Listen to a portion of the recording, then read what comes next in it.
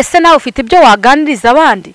ese nawe uzirikana iby'imbaraga Imana yakoze? Uwiteka ni uguhamagara, Uwiteka ni ugushyigikiye, Uwiteka ni ukurangaje imbere, ntabwo ari wowe urwana. Uwiteka ni ukurwanirira, ntabwo ari wowe ushoboye. Uwiteka ni ugushoboza, ntabwo ari wowe uhageze. Uwiteka ni uhakugejeje, ntabwo ari wowe wabibashije. Uwiteka ni wowe wakubashishije. Imana ishimwe. Twongeye kubasuhuza nshuti bakunzi ba Stella, ninjye wa mugore. Imana ibaha umugisha aho muherereye hose. Tunejejwe n'Imana mu mitima yacu kuko tubafite muri umugisha kuri twebwe, kubana namwe n'iby'igiciro kandi n'iby'icyubahiro. Rero Imana ibaha umugisha. Ni igihe cyiza, n'umwanya mwiza Imana iduhaye kugira ngo twongere tuganire ibyanditswe byera.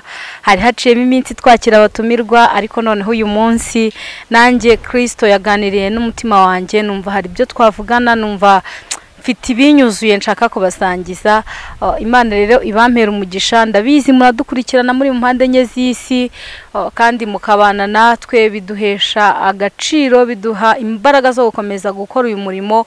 Iyo tubona muhari dukora, ntimubirebe, ntimwumve, ntimusangire natwe ibyiza Imana tunyuzamo, twacika intege tukagwisara mu nzira. Ariko iyo muhari kuri like zanyu, kuri comment, mukadufasha gusharinga, gusangiza abandi ibiganiro, tugenda tubona umusaruro kandi n'iby'icyubahiro kubagira. Muri umugisha kuri twebwe, muduhiteka impamvu zo kuba mu murimo w'Imana, kuko ibyo dukora bibagirira umumaro. Imana rero ibaho umugisha, mwebwe mudahwema kubitugaragariza, mwebwe mudahwema kudushyigikira uburyo ubwo ari bwo bwose. Niyo usenze ukavuga ngo Mana ushyigikira umurimo w'Imana Stella akora, niyo ubitekereje ukabigambirira, ikiganiro cyagufasha ukagisangiza mugenzi wawe, irya bari inkunga ikomeye. Mfashe umwanya ngira ngo mbashimire kandi mbabwire ko umuhati wacu atari ubusa ku Mwami. Imana izitura umuntu wese ibikwiranye n'ibyo akora, cyane cyane bene bidukorana urukundo, ingororano ziriho. Imana ibaha umugisha rero.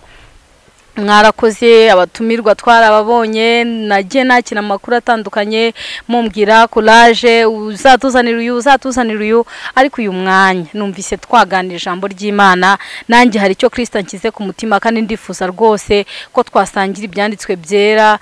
Ubyakire nk'ubutumwa Imana igutumyeho, kuko ni ijambo ry'Imana. Abandi bahanuzi bashobora guhanura bakavangirwa, umuntu yavuga akamera nk'uri kwibwira ibyo yibwira kuri wowe, ariko hari icyo ijambo ry'Imana rivuga.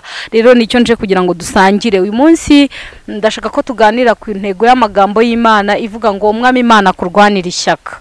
Umwami Imana arwana ishyaka ku bwawe, Umwami Imana arwana ishyaka ku bw'ubugingo bwawe, Umwami Imana arwana ishyaka ku bw'ubuhamya bwawe, Umwami Imana arwana ishyaka ku bw'umuryango wawe, Umwami Imana arwana ishyaka ku bw'urugo rwawe, Umwami Imana arwana ishyaka ku bw'akazi kawe. Data wa twese uhoraho arwana ishyaka ku bw'imigambi yawe. Uwiteka yongere yigwatirize kandi yitamurure, arwana ishyaka ku bw'intumbero yawe, arwana ishyaka ku bw'inzozi zawe. Satana mwaratabonye aho akugaya, Satana mwaratabonye icyagusubiza inyuma. Umwami Imana kurwanira ishyaka. Reka dusome ibyanditswe byera, hanyuma tuganire umwanya mutoya w'iri ijambo ry'Imana tugiye gusangira. Ntabwo riraza kuba rirerire cyane. Ni igitabo kimwe turi busome cy'umuhanuzi mukuru witwa Yesaya. Turasoma ibice byaho 43, dusome umurongo waho wonyine wa 13. Duhere ku murongo wa 11 tugeze ku murongo wa 13. Turasimbuka gato dusome no mu bice 45, ku murongo wa 2 tugeze ku murongo wa 3. Imana iduhana umugisha. Reka dusome. Turatangirira Yesaya ibice 43, igitabo cya 43 cya Yesaya. Turahera ku murongo wa 11 tugeze ku murongo wa 13. Intego iravuga ngo Umwami Imana arwana ishyaka ku bwawe. Haranditse ngo njyewe ubwanjye. Ibice 43 umurongo wa 11 kugeza ku wa 13 hananditse ngo njyewe ubwanjye ni njyewe Uwiteka, kandi nta wundi mukiza utari jyewe. Ni jye wabwirije iby'agakiza, kandi ndakiza ndabigaragaza, kandi muri mwe nta yindi Mana yahabaye. Nicyo gituma muri abagabo bo kumpamya, kuko ari jyewe Mana, niko Uwiteka avuga, kandi koko uhereye aho umucyo wabereyeho ndiwe. Haleluya. Nta ubasha gutesha ukuboko kwanjye, ubwo nzakora umurimo ninde uzankoma mu nkokora. Imana ishimwe cyane. Aya ni amagambo y'ubuhanuzi numva nshaka kugusangiza kugira ngo uyakire, uyagire ayawe, uyagenderemo, uyabemo, uyavive, uyarya akubera umutima utera imbaraga kandi akubera inkomezi. Bibiliya ijambo ry'Imana rivuze ngo nje. Iyo umuntu avuze ngo nje aba ashaka kugaragaza we ibyo yakoze mu bwenge bwe, ibyo yakoze mu bushobozi bwe, ibyo yakoze mu buhanga bwe. Ariko ahangaha Uwiteka niwe witamurura, yivuga ibigwi. Haleluya. Yivuga imyato nk'umugabo w'intaganzwa. Umwami Imana yivuga ibigwi nk'umugabo w'intwari w'umunyamaboko. Aravuga ngo nje ubwanjye. Haleluya. Iyo uvuze ngo nje ukongeraho ngo njewe ubwanjye, uba ushaka guhamya ibigwi wifitemo udasimburwaho, ibigwi wifitemo udasangira n'abandi, ibigwi wifiteho by'umwihariko utagereranwaho n'abandi. Rero Uwiteka yivuza ibigwi imbere yawe, yivuza ibigwi mu mirimo yawe. Aravuze ngo jewe nje ubwanjye, ni njyewe Uwiteka kandi nta wundi mukiza utari nje. Aho twabereye nta wundi mukiza utari Uwiteka. Yemwe ngumba zitabyara nta wundi utanga urubyaro atari Uwiteka. Yemwe bashonje mufite inzara n'inyota yo kumva iby'Imana, nta wundi wabamara iyo nzara n'iyo nyota uretse Uwiteka. Uwiteka aritamuriye imbere yawe, mbere y'ibikurwanya hivugiye ibigwi, mbere y'ibikurushya hivugiye ibigwi. Aravuze ngo ninjye Uwiteka. Kandi koko uhereye aho twamenyeye ubwenge, uhereye aho twamenyeye ubuzima, uhereye aho twamenyeye imibereho, nta yindi Mana iriho, nta yindi Mana izabaho igira ikimarira abayisunga, igira ikimarira abayizera, igira ikimarira abayitegereza. Bibiliya iratubwiye ngo kandi nta wundi mukiza utari nge, nta wundi mukiza utari Uwiteka. Abaganga bajya bananirwa, bafite ibyo bashoboye mu gihe cyabo, ariko hari ubwo bananirwa. Iyo bananiwe Imana igikora. Haleluya. Iyo abantu babuze icyo gukora, Imana y'igibona icyo gukora. Iyo ihagurutse gukora nta wayibaza ngo nk'ibyo ukoze ni ibiki. Murongo wa 12 wakomeje uvuga ngo ninjye wabwirije iby'agakiza. Haleluya. Iby'agakiza bikiza imibiri n'imitima, Uwiteka niwe wabitangije, niwe ubikomeje, ni nawe uzabisohoza, niwe uzabirangiza. Uyu murongo wa 12 wavuze ngo ninjye wabwirije iby'agakiza kandi ndakiza. Uwiteka arakiza. Uwiteka akiza imibiri, Uwiteka akiza imitima, Uwiteka akiza abananiwe, Uwiteka afasha abanyantege nke, abananiwe, abadafite kirengera, Uwiteka ajya barengera, abatagira gikurikirana, Umwami Imana ajya bakurikirana. Uwiteka aritamurura, arirahira, aravuga ngo ninjye wabwirije iby'agakiza. Haleluya. Uwiteka niwe wabwirije iby'agakiza. Uwiteka atari we ibyo tuzi ntitwabimenya, Uwiteka atari we ibyo dushoboye ntitwabishobora, Uwiteka atari we ibyo twabasha ntitwaba tukibibashije, Uwiteka atari we ibyo twagezeho ntitwabigeraho, Uwiteka atari we ibyo dufitemo imigambi ntitwabigeraho. Ariko ijambo ry'Imana ribivuze neza, rivuze ngo ninjye wabwirije iby'agakiza kandi ndakiza. Ngo kandi iyo ndangije gukiza ndabigaragaza, kandi muri mwe nta yindi Mana yahabaye. Haleluya.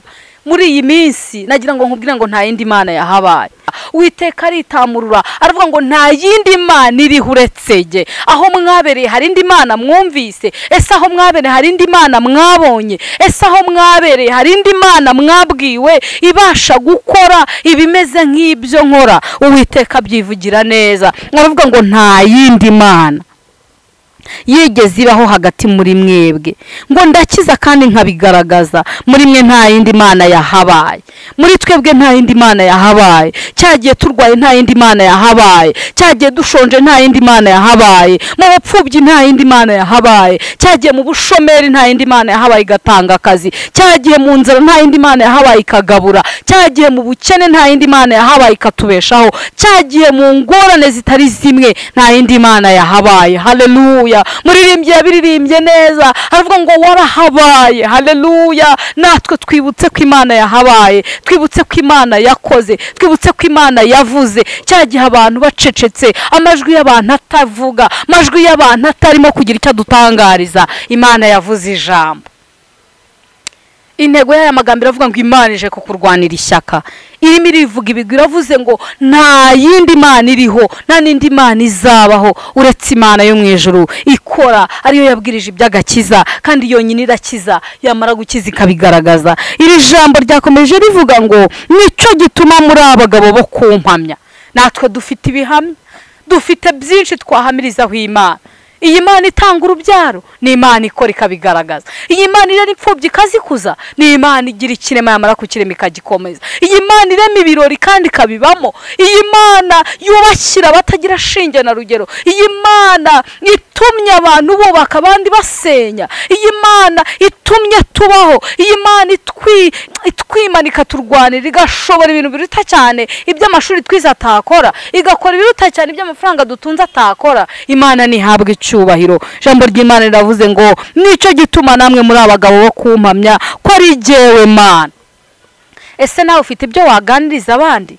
Ese nawe uzirikana iby'imbaraga Imana yakoze, ku buryo wahagara mu ruhame rw'abagabo ukavuga Imana iby'imbaraga yagukoreye, ukagaragaza n'ibihamya bigaragaza koko ko Imana yo mu ijuru ariyo Mana, nta yindi bingana, nta bihwanye, nta niyo bizasangira icyubahiro. Mu ruhande rwanjye biriho byinshi ibyatuma nzi imbere y'Imana nyishima, biriho byinshi. Ntabwo iyo mvuze ngo biriho byinshi biba byararangiye, habakiri n'ibindi birimo gukorwa. Haba haracyariho ibiturwanya, haracyariho ibitunaniza, haracyariho ibidusumira ngo bidusubize inyuma, haracyariho ibiduca intege. Ariko hejuru y'ibyo hari Imana, hejuru y'ibyo hari Imana, hejuru y'ibiturushya hari Imana. Bibiliya iratubwiye ngo kandi niko Uwiteka ubwe avuga. 13 kandi koko uhereye aho umucyo wabereyeho ndiwe. Uwiteka niwe mucyo, Uwiteka niwe mucyo w'isi.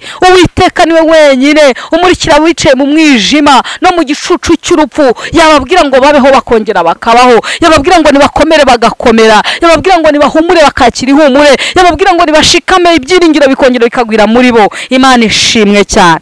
Uyu murongo wa 13 ndawugutuye. Uwiteka yongera kurwanira ishyaka. Bibiliya iravuze ngo kandi koko uhereye aho umucyo wabereyeho ndiwe, ntawe ubasha gutesha ukuboko kwanjye. Kuri iri jambo rivuga ngo ntawe wabasha gutesha ukuboko k'Uwiteka, ni bivuga ngo iyo Uwiteka ahagurutse gukora nta wamwicaza, iyo Uwiteka ahagurutse gutabara nta wamutanga imbere, iyo Uwiteka ahagurutse kwitamururira bera nta wamusubi. Turimo dusoza, reka dusoreze kuri aya magambo avuga ngo ubwo nzakora umurimo ninde uzankoma mu nkokora, nta uriho nta nuzabaho. Muri ibice 45 rero by'iki gitabo cya Yesaya haranditse amagambo nshaka kugusangiza akubera ihumure, akubera imbaraga n'inkomezi. Haravuze ngo nzakujya imbere. Haleluya.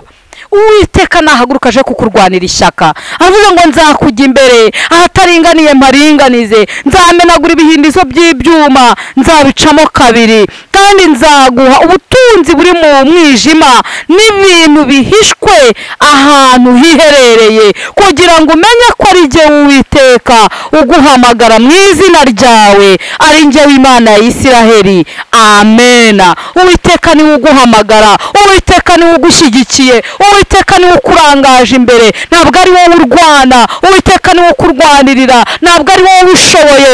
Uwiteka niwe ugushoboza, ntabwo ari wowe uhageze. Uwiteka niwe uhakugejeje, ntabwo ari wowe wabibashije. Uwiteka niwe wakubashishije. Imana ishimwe. Reka dusenge. Mwami Imana yacu turagushimye, ubwo uvuganye natwe nguje kuturwanira ishyaka. Ukomeze udutabare, uturengere, ukora ibiruta cyane ibyo twibwira n'ibyo dutekereza, tukubanje imbere Mukiza.